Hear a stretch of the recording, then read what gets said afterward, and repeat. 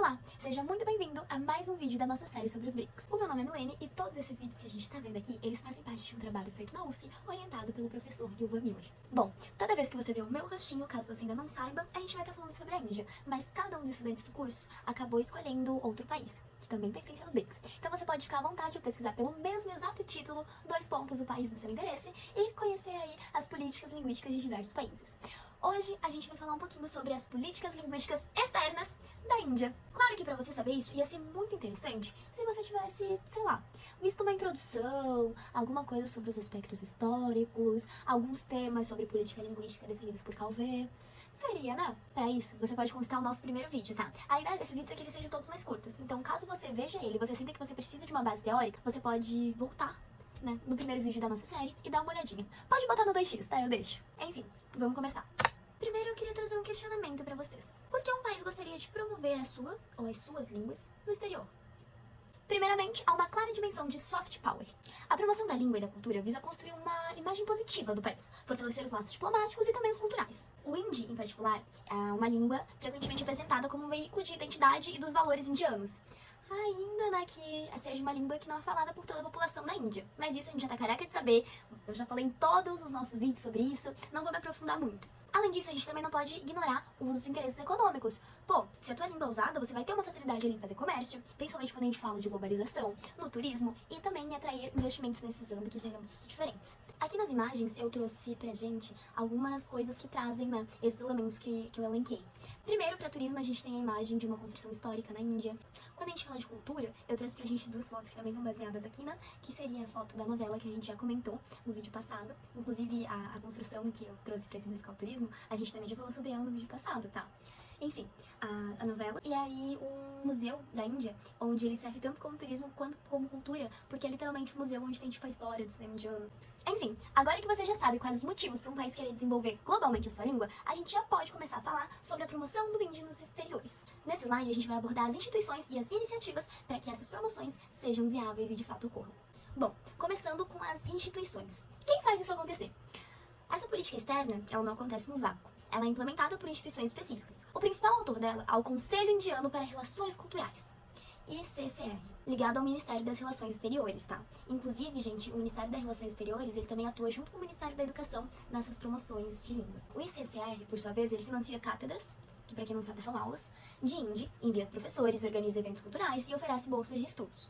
Outra instituição também crucial quando a gente fala nessa questão de organização sobre a promoção do hindi é o Kendriya Hridiman Sanstram, que na tradução literal fica Instituto Central de Hindi, que é focado no ensino e na pesquisa de hindi para estrangeiros mesmo. Quando a gente fala de iniciativas, a gente consegue observar algumas iniciativas bem fortes, e assim, eles têm um plano bem conciso, apesar das dificuldades que a gente vai falar mais pro finalzinho do nosso trabalho, tá?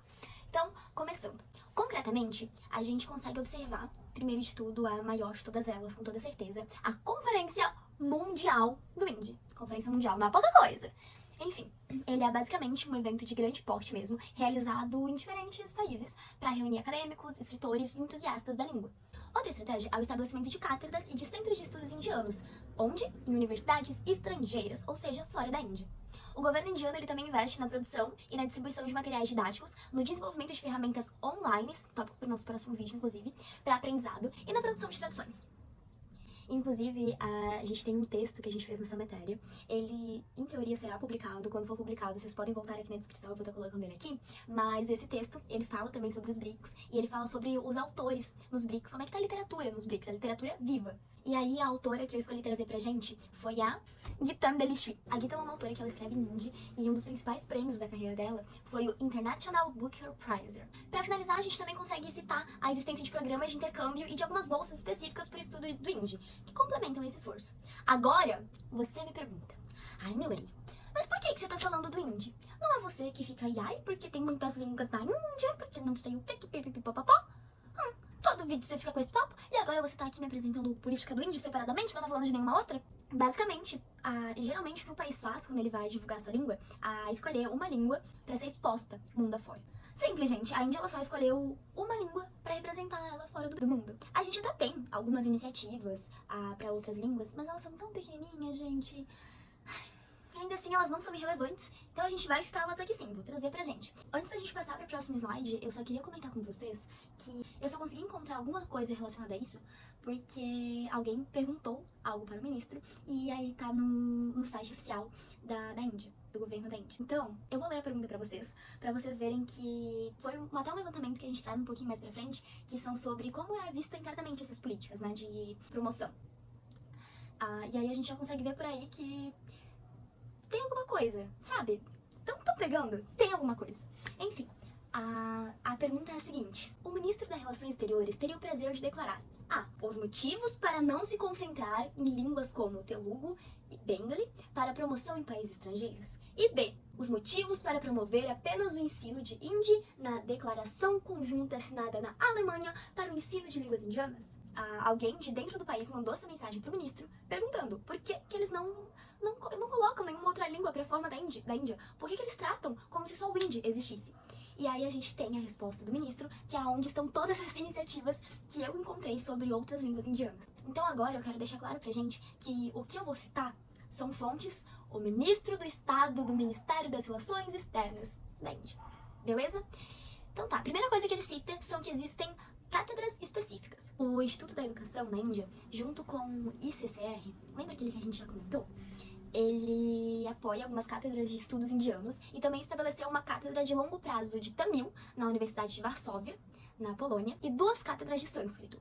Uma no Instituto Mahatma Gandhi, em Maurício, e outra na Universidade Spalkham, na Tailândia. Ele também cita o programa Bharat Parite, que basicamente consiste no envio de 5 caixas com pelo menos um livro de todas as 22 línguas, né, para serem distribuídas a instituições educacionais estrangeiras em missões diplomáticas.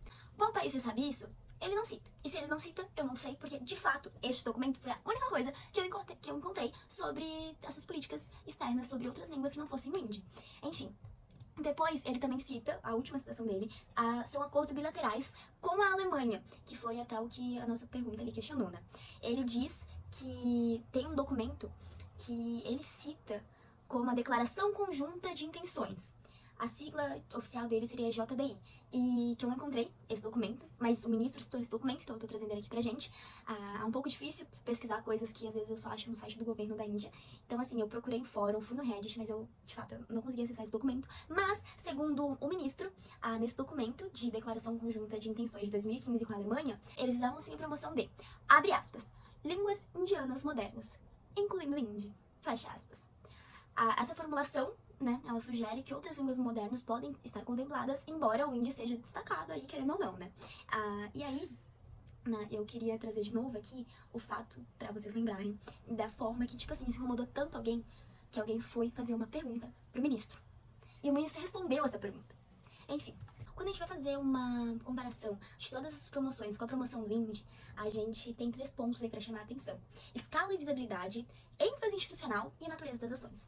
No primeiro ponto, a gente pode citar que, de fato, existem algumas outras iniciativas para outras línguas que não sejam hindi. Mas, cara, claramente o investimento e a visibilidade são maiores para o hindi. Todas as iniciativas que a gente já citou contribuem para esse argumento. E outra coisa que eu acho muito forte com isso, no nosso terceiro vídeo, que é o vídeo sobre cultura, eu comento sobre Bollywood, mas eu comento sobre outras companhias de cinema da Índia, porque caso você não saiba, e agora pode ser um choque pra você, a Bollywood não é a única companhia de cinema da Índia, tá? Isso é um choque pra muita gente quando a gente comenta sobre isso. Então, todas essas iniciativas e esse fato do cinema da língua hindi, a cultura hindi, ser trazida mais pra gente do que outros lugares, traz sim um foco prioritário, comprova, né, esse foco prioritário para a língua hindi. Depois, a gente também tem, né, nesse rolê de ênfase institucional, segundo ponto que eu trouxe no slide, a existência de instituições específicas voltadas para o hindi, o que a gente não tem para nenhuma outra língua. E aí a gente também tem aquela ação que eu falei pra vocês, lembra do MEIA, do Instituto da Educação, que ele tinha comentado ali, né, que enviava os livros didáticos, 5 caixas, para outros países, não sei o quê. E assim, apesar de ser uma iniciativa legal, a distribuição de livros, ela pode ser considerada, assim, uma forma menos intensiva de promoção do que o estabelecimento de um programa de ensino contínuo ou de uma cátedra dedicada só ao ensino dessa língua, sabe? Então, há uma discrepância bem grande. Ou seja, o governo indiano, ele até realiza algumas iniciativas para promover outras línguas, mas se a gente compara tudo isso com as iniciativas para promover o hindi, como a Conferência Mundial do Hindi, e instituições de ensino dedicadas exclusivamente para o Hindi, a gente vê que a escala, o investimento e o foco institucional nesses programas, eles são muito diferentes. Quando a gente aplica tudo isso à lente de Calvé, a gente percebe que essa promoção do Hindi no exterior, ela não se dá por acaso. Não é tipo, aí, vou fazer um Unidunité aqui, vou escolher o Hindi. Gente, não. Ela é sim uma política linguística, essa escolha é um ato político. É uma escolha, uma coisa consciente e reflete as prioridades do país, ou as prioridades políticas desse país. Por que o Hindi, gente? A gente pode muito bem associar essa escolha a visões de unidade nacional, que são centradas sim no Hindi. A gente tem essa ideia até no Brasil, né? O brasileiro vai falar mais de 200 línguas diferentes, porque se você não sabe, a gente tem mais de 200 línguas faladas no Brasil. Assim como a gente tem aquelas 1000 e poucas línguas faladas na Índia. Enfim, a gente também pode associar essa escolha ao nacionalismo hindu, que ele busca consolidar o Hindi como uma língua da conexão da Índia, tanto interna quanto externamente. Essa escolha do Hindi, ele tem um caráter político tão grande, porque no ato de promover uma língua, ele acaba ignorando ou diminuindo a diversidade linguística do país dele, ao projetar uma imagem mais homogênea para o exterior, e aí pelos motivos que a gente já comentou antes. Outra coisa muito importante que a gente tem quando a gente fala de Calvé são as dinâmicas de poder. A promoção externa do Hindi, que a gente está falando até agora durante todo esse slide, financiada pelo Estado Central, reforça a posição dominante do Hindi dentro da própria Índia em relação às outras línguas regionais. Porque, tu escolhe uma língua aqui para representar todo o teu país quando outras línguas são faladas no teu país. E aí, a gente tem uma coisa bem grande, especialmente nas línguas do Sul. Mostra um levantamento do Hindi e uma espécie de, vamos minimizar isso aqui sobre as línguas do Sul. E pra quem viu o nosso primeiro vídeo, sabe, gente, que tem história. E não há pouca história entre as línguas do Sul e as línguas do Norte ou do restante da Índia. Externamente, essa política ela posiciona o Hindi como a língua da Índia. E isso acaba por, querendo ou não, marginalizar outras identidades políticas indianas, tanto interna quanto nas relações internacionais. A gente pode pensar aqui na ecologia linguística de Calvé, que no promover ativamente uma língua, o Estado pode estar sim contribuindo para a diminuição de outra, tá? E aí, quando a gente fala de diminuição, a gente não fala só de diminuição de prestígio, a gente pode falar também de diminuição de falantes dessas línguas. Agora, um comentário que eu acho importante trazer aqui pra gente é que essa política de promoção do Hindi, ela não é isenta de descontentamento quando a gente fala sobre a política interna do país, tá? A gente já falou no primeiro vídeo, eu já citei aqui também nesse, que os estados do sul, tipo Tamil Nadu, ele tem um longo histórico de resistência à imposição do Hindi. E aí, inclusive, eu queria trazer, né, essa linha tênue e esse debate muito acolorado que eu encontrei sobre a promoção e a imposição que a gente tem quando a gente fala de política interna de promoção de língua, tá? O pessoal do sul da Índia, eles tendem a rejeitar a fórmula dos 3 idiomas, que a gente viu ali no vídeo 2 quando a gente começou a falar da educação.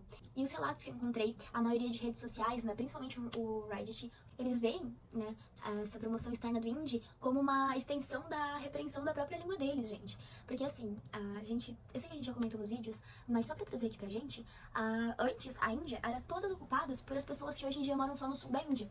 Quando então essas pessoas de línguas índias, de língua índia chegaram, essas pessoas vieram da Europa, chegaram e foram empurrando todo mundo. E agora essas pessoas do sul, elas estão localizadas só naqueles espacinhos pintados de vermelho nesse mapinha que tá aí na tela pra vocês. Difícil, né, gente? E pensar que elas ocupavam esse território inteiro. A resistência de Tamil, por exemplo, que adota uma política de 2 idiomas, que é o Tamil e o inglês, me fez pensar muito quando eu descobri sobre isso, que eles não adotam o hindi, mas eles adotam o inglês. Porque, cara, imagina como é que são essas disputas identitárias na Índia, né? Um país, um estado, ele prefere ter a língua do colonizador master dele do que do vizinho.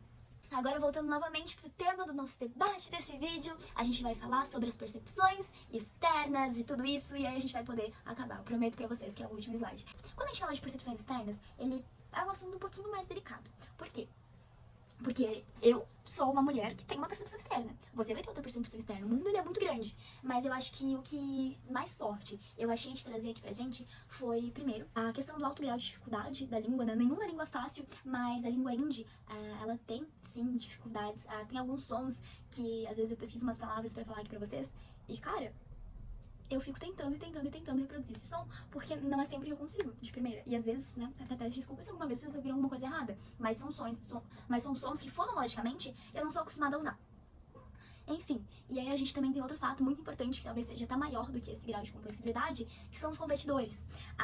Quando a gente pensa em, eu vou aprender uma língua, geralmente a língua que as pessoas pensam é o inglês, porque a gente tem essa ideia do inglês como língua global. E aí a gente sempre atribui muito prestígio ao inglês, ou quem fala inglês. A gente atribui muito prestígio a muitas línguas. Mas, infelizmente, a gente não atribui a esse mesmo prestígio, às pessoas que falam uma língua indiana. E aí, isso quer dizer que a língua indiana é pior? De novo, não tem essa de língua pior, língua melhor. Mas as pessoas pensam do jeito que as pessoas querem, do jeito que elas são ensinadas a pensar. Quando a gente fala disso, a gente vive num mundo capitalista. As pessoas pensam em usar as línguas também de forma utilitarista. Geralmente, as línguas escolhidas para se aprender, eu até dei uma pesquisada, o inglês, o mandarim e o francês. Depois, até tem um pouquinho aqui da gente, da América Latina, que vem o espanhol. E assim, a gente termina o nosso vídeo de hoje. Aqui estão as nossas referências. E eu vejo você numa próxima. Se cuida!